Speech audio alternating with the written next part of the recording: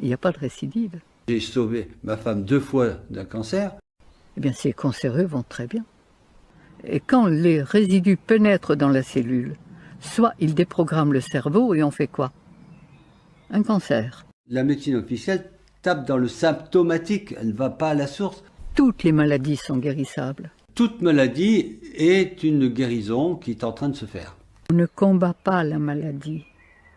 On refait la santé et les maladies disparaissent.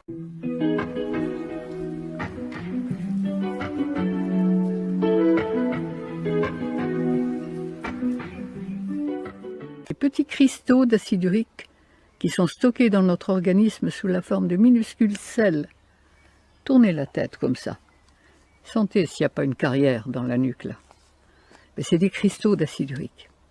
Et quand le corps veut les éliminer, c'est-à-dire que dès que le corps dispose d'un brin d'énergie supplémentaire à celle dont il a besoin pour vivre, il l'utilise. Le corps est toujours à la recherche de son équilibre le plus parfait.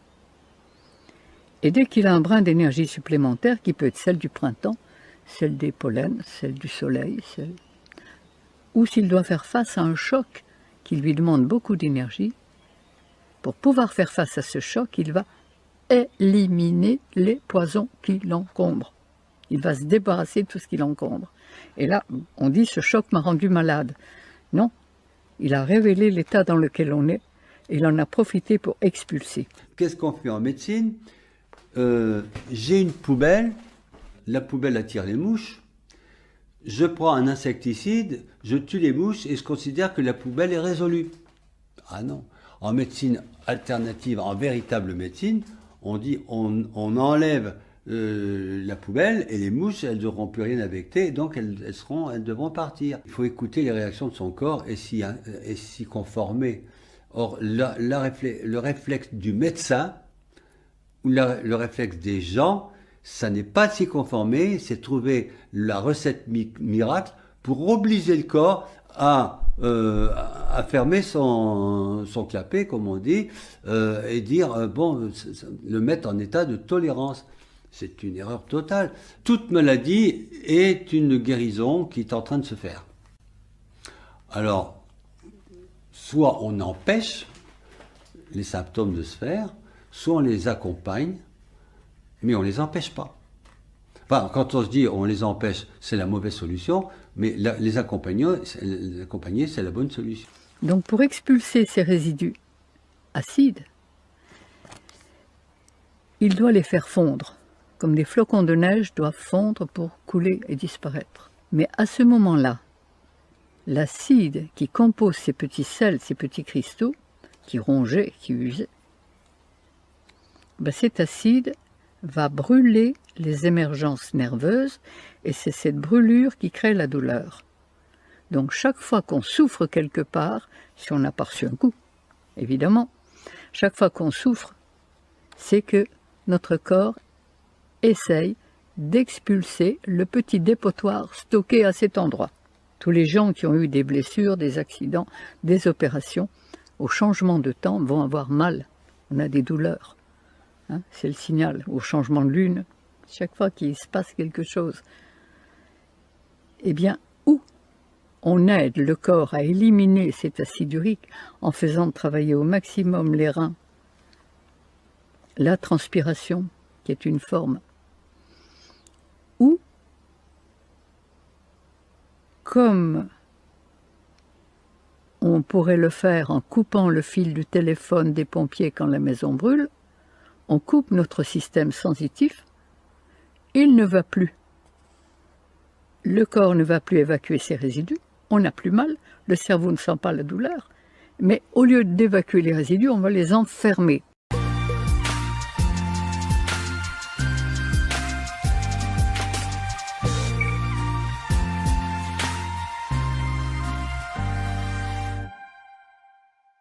Le froid et l'absence de chaleur. On ne combat pas le froid, on met de la chaleur. L'obscurité et l'absence de lumière. On ne combat pas l'obscurité, on met de la lumière. Au-dessus des nuages, il y a toujours le soleil.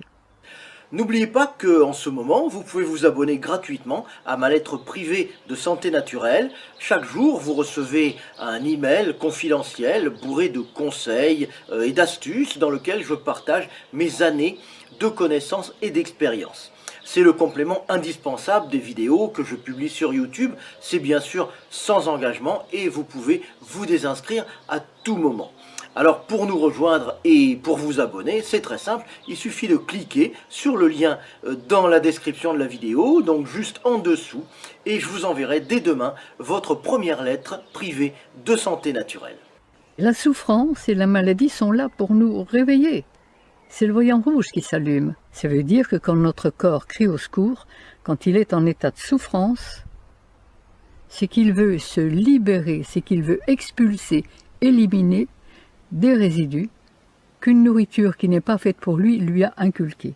Non pas seulement donner à notre corps les aliments qui sont faits pour lui, mais nettoyer les humeurs dans lesquelles les cellules baignent, c'est-à-dire les liquides interstitiels dont la science et la médecine ne tiennent aucun compte.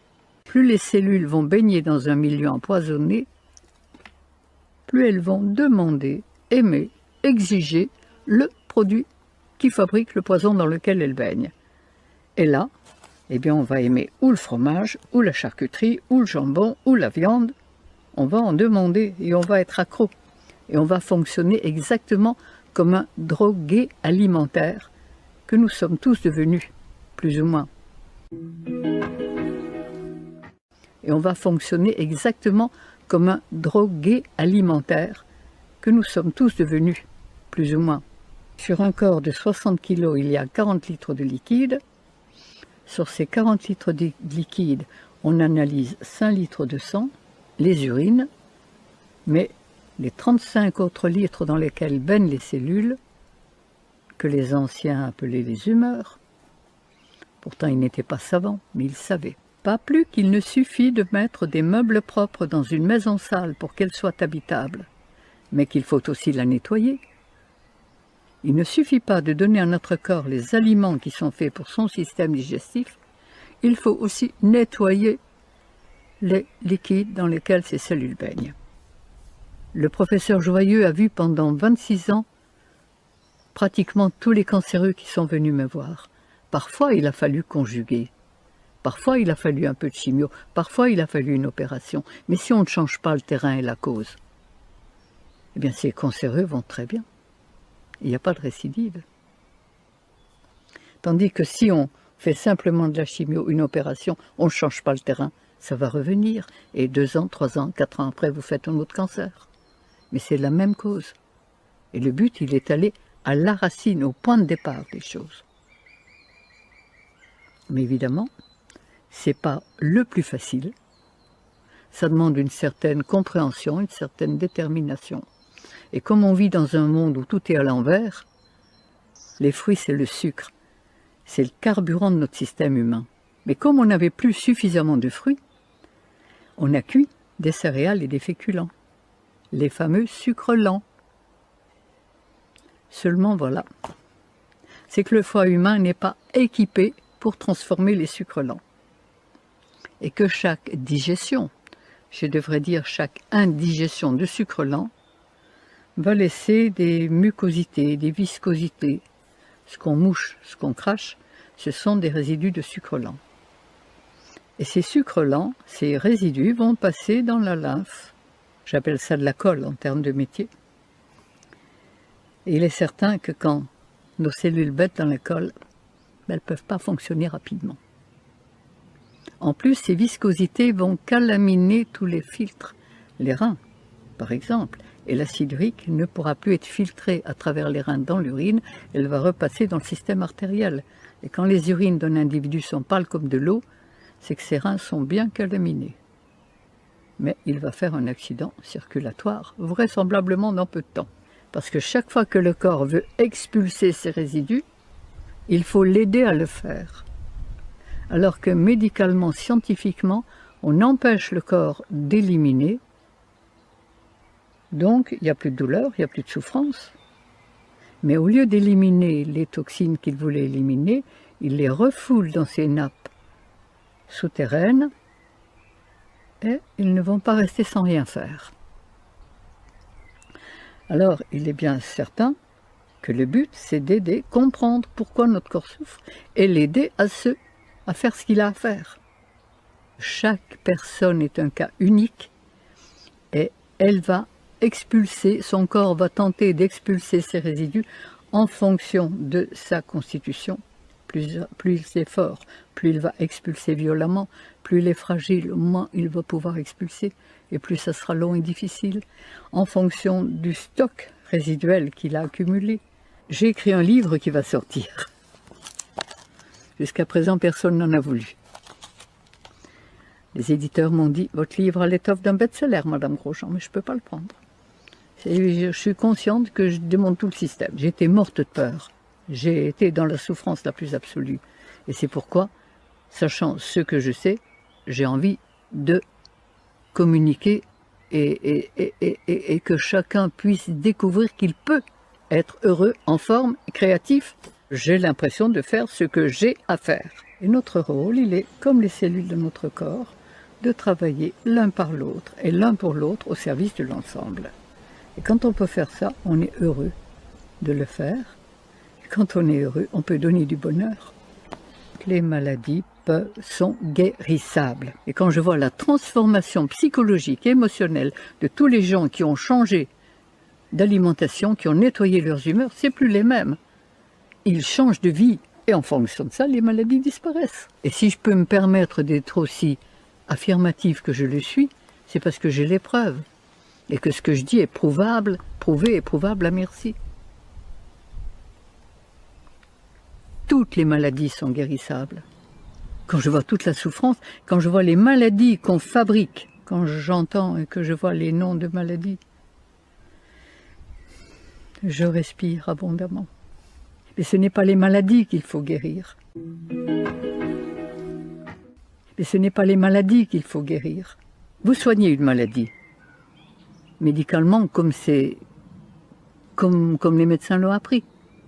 On empêche le système d'élimination de fonctionner.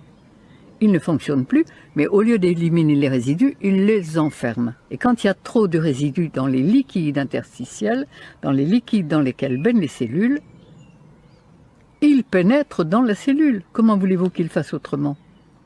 Et quand les résidus pénètrent dans la cellule, soit ils déprogramment le cerveau et on fait quoi? Un cancer. Soit ils le sclérosent, on fait un diabète ou une sclérose en plaques. Soit ils le paralysent, on fait un Parkinson. Soit ils le déconnectent, on fait une folie meurtrière ou suicidaire ou un Alzheimer. Et on fait toutes les maladies du monde en étant soigné comme on l'est. Je confirme que la faculté a appris aux médecins à éteindre les voyants rouges, à arrêter la souffrance, sans jamais se demander pourquoi ces voyants rouges se sont allumés, sans jamais se demander pourquoi on souffre.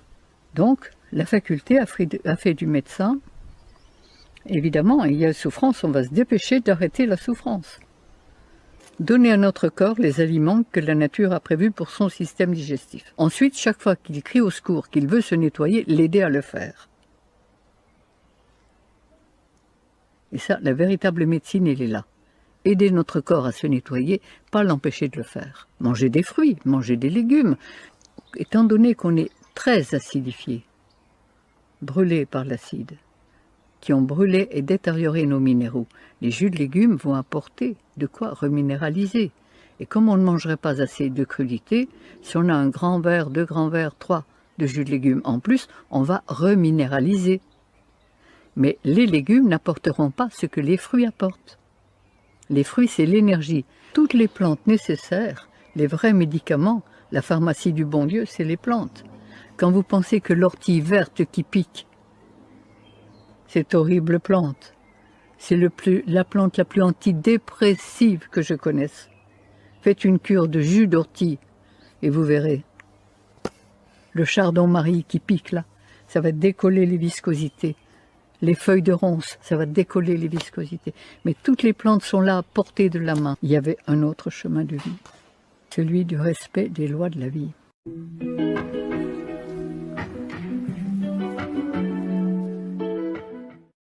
La médecine officielle tape dans le symptomatique, elle ne va pas à la source. Toute maladie est une guérison qui est en train de se faire.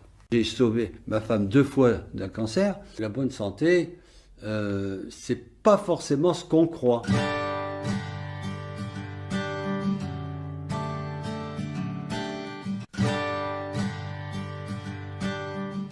Le corps a toujours raison. Vous devez écouter les réactions de votre corps. Une grippe, ça s'accompagne. Alors, qu'est-ce qu'on fait? Le corps, il a besoin de brûler. Qu'est-ce qu'il fait? Il monte la température.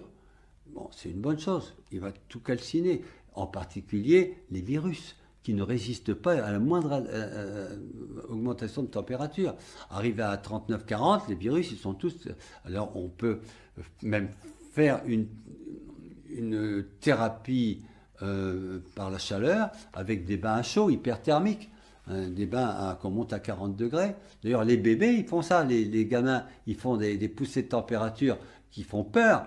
Bon, mais non, mais le lendemain, il n'y a plus rien, ils sont en pleine forme. Alors que nous, qu'est-ce qu'on fait? On prend des antibiotiques pour empêcher le corps de faire son ménage, plutôt que tant qu'on n'a pas 40 degrés, il n'y a pas le feu, il faut laisser faire. Et tout s'arrange très très vite.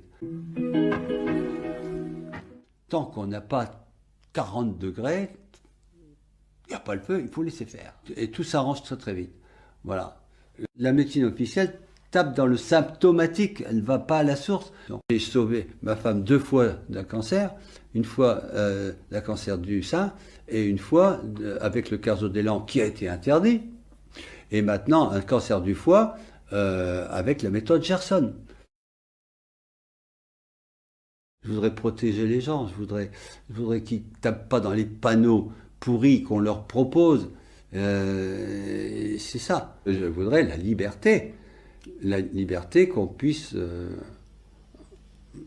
choisir la médecine qu'on veut. J'ai l'impression que je suis venu pour ça et que si je ne le fais pas, on peut toujours refuser un destin, un chemin de vie, mais après, les gens, ils sont pas bien. Moi, je sais que je suis bien en faisant ça. J'essaie d'accomplir ma mission. Je donne des coups de pied à la fourmilière en essayant de ne pas prendre trop de coups. Voilà.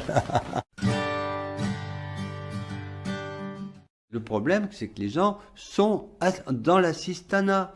Dès qu'il faut qu'on leur demande qu'ils vont prendre la responsabilité de ce qu'ils font, il n'y a plus personne. Nos grands-mères, quand il y avait un bobo des gamins, on sortait tout seul.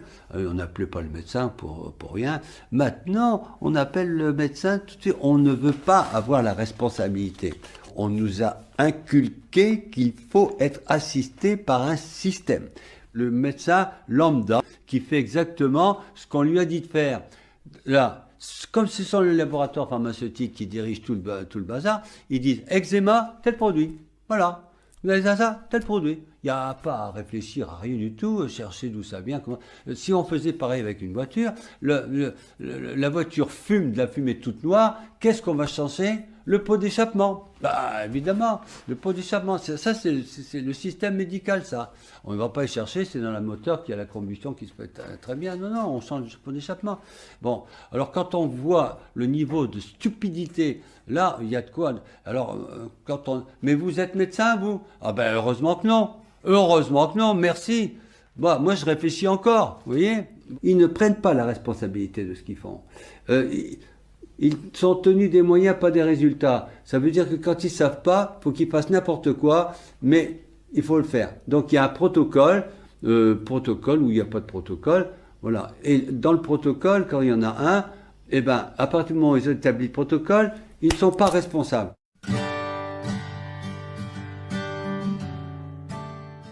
Quelqu'un qui a un cancer, on lui dit, vous avez un cancer, parce que j'ai des cas comme ça, on lui dit, vous avez un cancer, on vous programme tout de suite pour une chimio. La personne dit, non, non, mais moi je veux pas de chimio.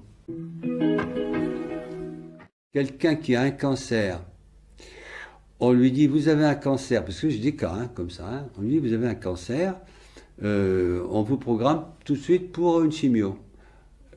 La personne dit, non, non, mais moi je veux pas de chimio. Ah, vous n'avez pas de chimio? Mais donc c'est que vous n'êtes pas malade. Et alors à ce moment-là, les indemnités de maladie qu'il aurait dû avoir en faisant la chimio, elle ne les a pas. Ça veut dire que si tu n'es pas riche et si tu ne peux pas vivre sans ton métier, admettons peut-être un mari ou une femme qui travaille, tout ça, etc., ou des revenus, le pauvre, il n'a pas le choix. S'il ne fait pas ce qu'on lui dit, il va crever de faim. On dit, vous ne voulez pas de la chimio, c'est que vous n'êtes pas malade. Si vous n'êtes pas malade, eh bien vous travaillez. Et toi, tu n'es plus capable de travailler. Alors parce que tu n'as plus les moyens, tu n'as plus la force. Ça veut dire que tu vas mourir. En plus, les médecines alternatives ne sont pas remboursées.